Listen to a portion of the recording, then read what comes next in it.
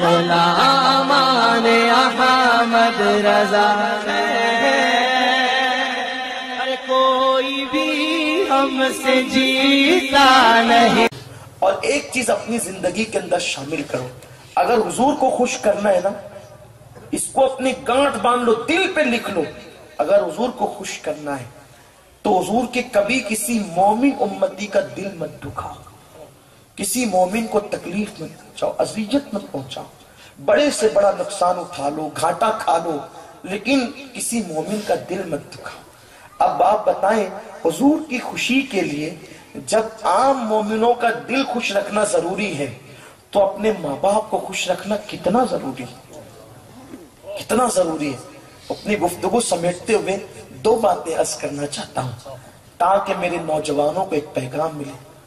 میں آج دارالعلوم شمس تبریز میں گیا تھا تو میں نے اپنے بچوں کو یہ نصیحت کی اور وہ نصیحت آپ کو بھی کرتا ہوں. اگر اپنے ماں باپ اپنے سے ناراض ہیں تو اللہ رسول کو ہم کبھی راضی نہیں کر سکتے. اور آج یہ بہت چھوٹی بات لوگوں نے سمجھ لی، ماں باپ مطلب کچھ نہیں. اچھا لوگ یہ کہتے ہیں میرا باپ تو شرابی ہے پھر بھی میں اس کا احترام کروں، میری ماں تو نماز نہیں پڑھتی پھر بھی اس کا احترام کروں. ہم کہتے ہیں نادان، ماں باپ کا احترام تقوی اور پرہیزگاری کی بنیاد پہ نہیں ہے. ماں متقی ہوگی تو احترام ہوگا، باپ متقی ہوگا تو احترام ہوگا. ماں باپ کا احترام ماں باپ ہونے کی وجہ سے. اگر ماں باپ کافر بھی ہو نا معاذ اللہ تو بھی ان کا دل دکھانے کی کوشش نہ کرو، تو بھی ان کا حق ادا کرو، ان کو اذیت مت پہنچاؤ. ہاں معاذ اللہ اگر وہ کفر کی دعوت دے نہیں مانا جائے گا، وہ حرام کام کی دعوت دے نہیں مانا جائے گا. ایک صحابیہ حاضر ہوئی، عرض کی یا رسول اللہ میری ماں شراب پیتی. کون؟ صحابیہ. صحابی کے مرتبے کو کوئی غوث و کتب بھی نہیں پہنچ سکتے. اتنے بڑے مرتبے کے ہوتے ہیں صحابی اور صحابیہ. اور صحابیہ نے کہا حضور میری ماں شراب پیتی ہے، کیا میں اب بھی اس کا احترام کروں؟ سرکار نے فرمایا اس کو محبت سے منع کر، اگر وہ مانے تو ٹھیک ہے، نہیں مانے نا تو وہ جب شراب پی کر کے نشے میں بے ہوش ہو جایا کرے اور میخانے میں یعنی شراب کے اڈے پر گر جایا کرے تو تو جایا کر اور ادب کے ساتھ اس کو اٹھایا کر اور لا کر کے اس کے بستر پہ اس کو لٹا دیا کر. آپ بتائیں، ماں باپ کا یہ مرتبہ ہے. ماں باپ کا احترام نماز کی بنیاد پر نہیں ہے، ماں باپ کا احترام تقوی پرہیزگاری کی بنیاد پہ نہیں ہے. اللہ اکبر، اگر بے نمازی ماں بھی اپنی اولاد کے حق میں دعا کرے تو اللہ اس کی دعا کو رد نہیں کرے گا. کیوں؟ کیونکہ نمازی ہونے کی بنیاد پر اس کا احترام نہیں ہے، ماں ہونے کی وجہ سے جس نے 9 مہینے تک پیٹ میں رکھا. آج بے شمار وہ نوجوان ہیں جو داڑیاں تو رکھ لیتے ہیں، ٹوپیاں تو پہن لیتے ہیں، مسجدوں میں ایک حد تک آ بھی جاتے ہیں، لیکن جب شادی ہو جاتی ہے ماں کو گھر سے نکال دیتے ہیں. گھر کے اندر خود بیوی کے ساتھ بچوں کے ساتھ عیش کریں گے اور ماں کسی کے دروازے پر روٹی کا ٹکڑا مانگنے پہ مجبور ہوگی، ماں بھی ہوگی. سن لو، جن کے ماں باپ ناراض ہیں اللہ ان کی نمازیں بھی قبول نہیں کرتا. ماں باپ وہ ہیں جن کی دعا سے آپ مقام ولایت تک پہنچ سکتے ہیں، اور ماں باپ وہ ہیں جن کی بد دعا سے آپ ذلیل و رسوا ہو سکتے ہیں. اللہ رب العزت 2 لوگوں کو اس وقت تک موت نہیں دیتا جب تک کہ انہیں دنیا میں ذلیل و رسوا نہ کر دے. ایک تو نبی کا گستاخ اس وقت تک دنیا سے نہیں جاتا جب تک کہ وہ ذلیل و رسوا نہ ہو جائے، اور دوسرا ماں باپ کا گستاخ جب تک کہ وہ ذلیل نہیں ہو جاتا اس وقت تک وہ مرتا نہیں ہے، اس کو موت نہیں آتی. اپنے ماں باپ کو گھر سے نکالنے والوں، ایک دن ہم بھی تو ماں باپ بنیں گے، ایک دن ہم بھی تو بوڑھے ہوں گے. اگر ہماری اولاد گھر سے نکالے گی ہمارا انجام کیا ہوگا؟ اللہ اکبر. قرآن کہتا ہے کہ ان کو اف تک مت کہو.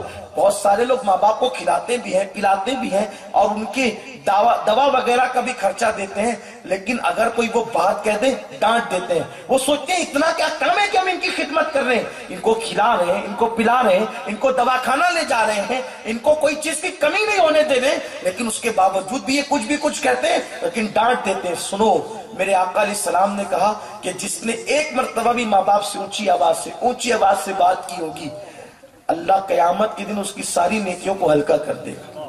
ایک مرتبہ کی بات۔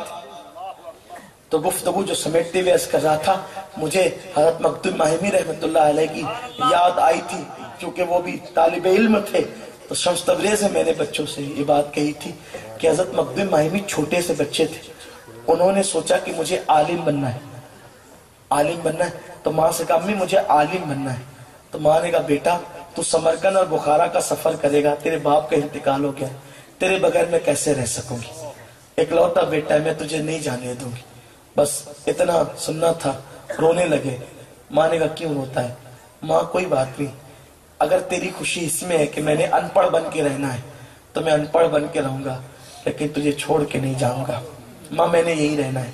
اس کے بعد دوسرے دن فجر کی نماز کے بعد سمندر کے کنارے گئے تو دیکھا ایک خوبصورت سفید ریش پتھر پہ بیٹھا ہے اور وہ نام لے کے پکارتا ادھر آ، نام لے کے پکارتا ہے علی ادھر آ۔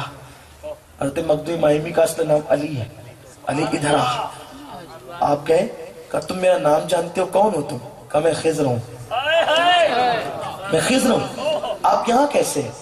تو کہا کہ تیری ماں نے تجھے مدرسے جانے سے روکا اور تم ماں کے کہنے پہ رک گیا تو اللہ کو یہ تیری ادا اتنی پسند آ گئی، اگر تم ماں کا کہنا توڑ کر جاتا تو ممکن ہے کہ تو علماء کے پاس جا کے پڑھتا، لیکن تو نے ماں کا کہنا مانا تو اللہ نے تجھے پڑھانے کے لیے میرا انتخاب۔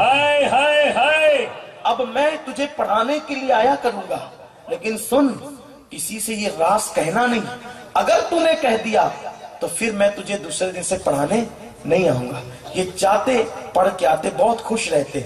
ایک دن ماں نے کہا، ماں ولیہ تھی، ماں نے کہا بیٹا علی تو روزانہ صبح جاتا ہے اور اتنی دیر کے بعد واپس آتا ہے، کہیں تو غلط سنگت میں پڑھ تو نہیں گیا، کہیں تو غلط صحبت میں پڑھ تو نہیں گیا؟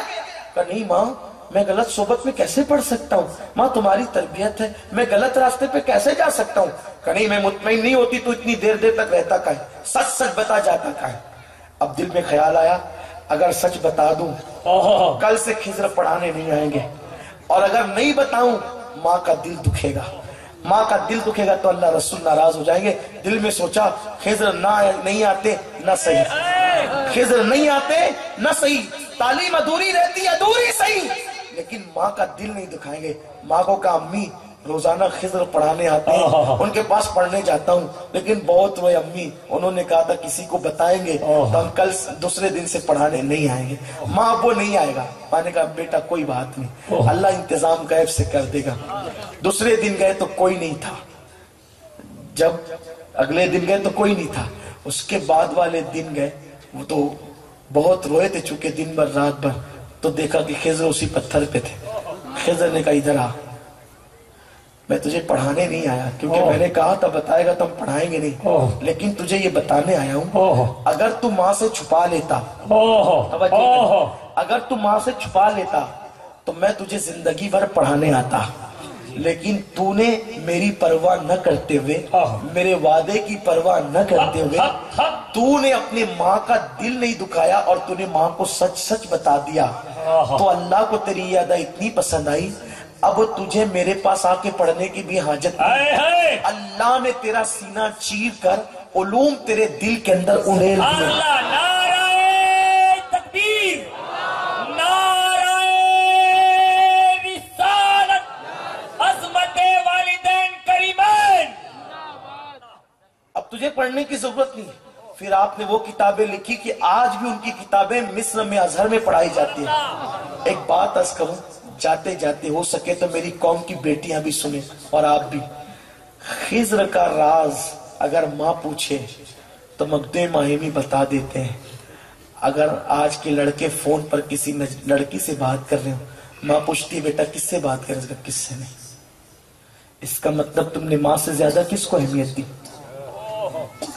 بیٹیوں سے ماں باپ پوچھتے بیٹی کس سے بات کر رہی تھی؟ نہیں وہ میری سہیلی تھی، اس لیے کہ تم جانتے ہو کہ حقیقت پتا چلے گی تو ماں باپ منع کریں گے، یہی تمہیں پتا ہے نا، اور ماں باپ منع کریں گے تو تم مانو گے نہیں۔ یاد رکھنا جو ماں باپ کا دل دکھا کر اپنی طبیعت پہ چلتے ہیں، ساری زندگی رونا ان کا مقدر بن جاتا ہے۔